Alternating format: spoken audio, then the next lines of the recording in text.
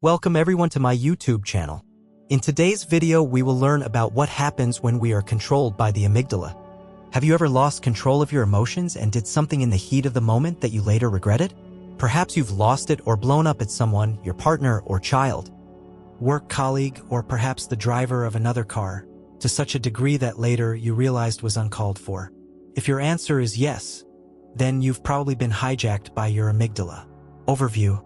The term amygdala hijacking was first used by psychologist Daniel Goleman in his 1995 book, Emotional Intelligence. Why it can matter more than IQ to refer to an immediate and intense emotional reaction that's out of proportion to the situation. In other words, it's when someone loses it or seriously overreacts to something or someone. Goleman's term aims to recognize that we have an ancient structure in our brain, the amygdala, that is designed to respond swiftly to a threat. While the amygdala is intended to protect us from danger, it can interfere with our functioning in the modern world where threats are often more subtle in nature. Causes. When you see, hear, touch, or taste something, that sensory information first heads to the thalamus, which acts as your brain's relay station. The thalamus then relays that information to the neocortex, the thinking brain. From there, it is sent to the amygdala, that emotional brain, which produces the appropriate emotional response. However, when faced with a threatening situation, the thalamus sends sensory information to both the amygdala and the neocortex. If the amygdala senses danger, it makes a split-second decision to initiate the fight or flight response before the neocortex has time to overrule it. This cascade of events triggers the release of stress hormones, including the hormones epinephrine, also known as adrenaline, and cortisol.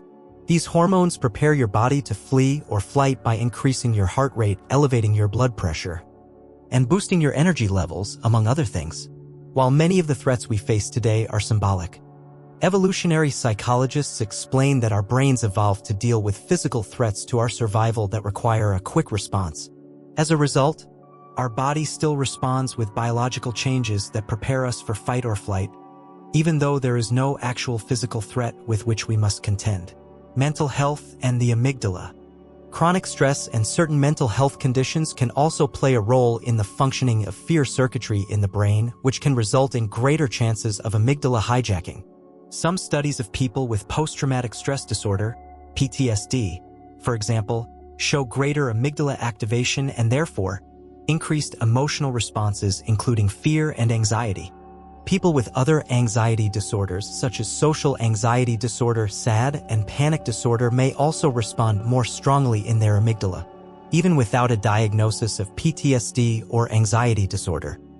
Chronic stress can lead to changes in the fear and anxiety circuit in your brain and a reduction of activity in areas of the brain that help with the inhibition of fear, such as the hippocampus and the medial prefrontal cortex.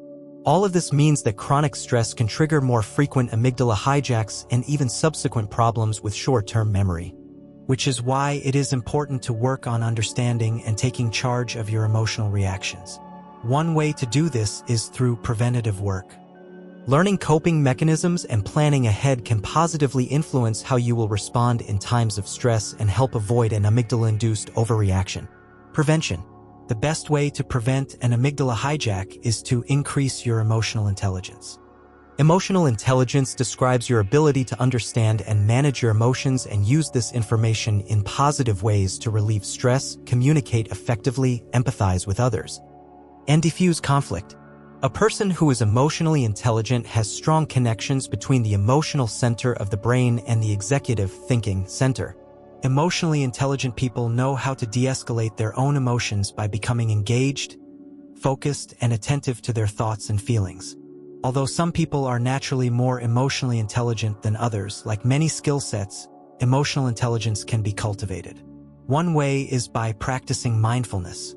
Mindfulness is the ability to be fully present, aware of where you are and what you're doing, and not overly reactive or overwhelmed by what's going on around you.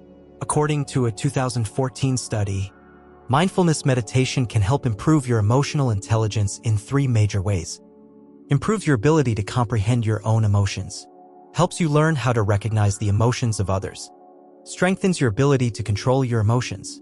By practicing mindfulness every day, you will develop this part of your brain and make it stronger.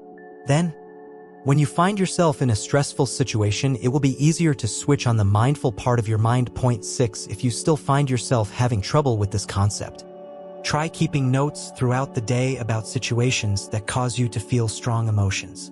Stress management.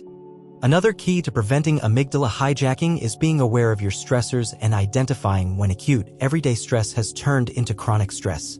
If you find yourself constantly in a state of stress, employing stress management techniques can help.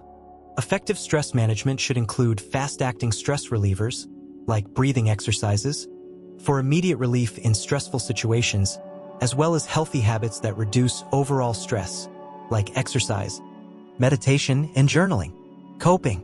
Though very effective in preventing amygdala hijacks, it can take time to learn and incorporate mindfulness and stress management into your daily routine.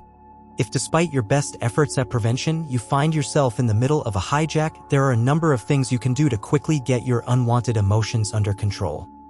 Name it. Notice when you've been triggered and identify what's triggering you. Notice changes in your tone, tightness in your chest or stomach, clenching in your jaw or hands, etc. In these moments, say to yourself, "I'm feeling triggered right now." Remember the 6-second rule. It takes the chemicals that are released during the amygdala hijacking about 6 seconds to dissipate. Using this time to focus on something pleasant will prevent your amygdala from taking control and causing an emotional reaction. Breathe. Become aware of your breath and slow it down.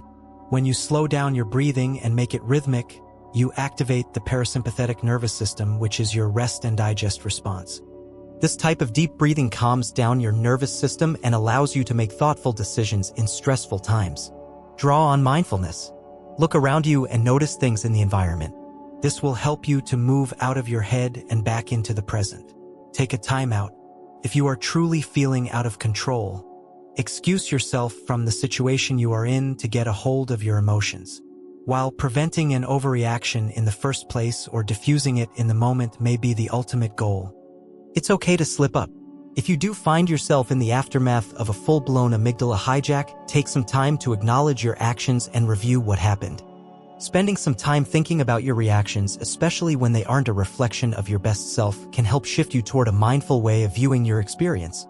Over time, this practice will help to develop your emotional intelligence as well. Bottom lines. An amygdala hijack can be frightening because of the sense of loss of control and can leave you feeling guilty and regretful. But with practice, it is possible to avoid letting your emotional response to get the better of you. If practicing mindfulness and employing stress management techniques aren't cutting it, or you could use some extra support, set up an appointment with a mental health professional.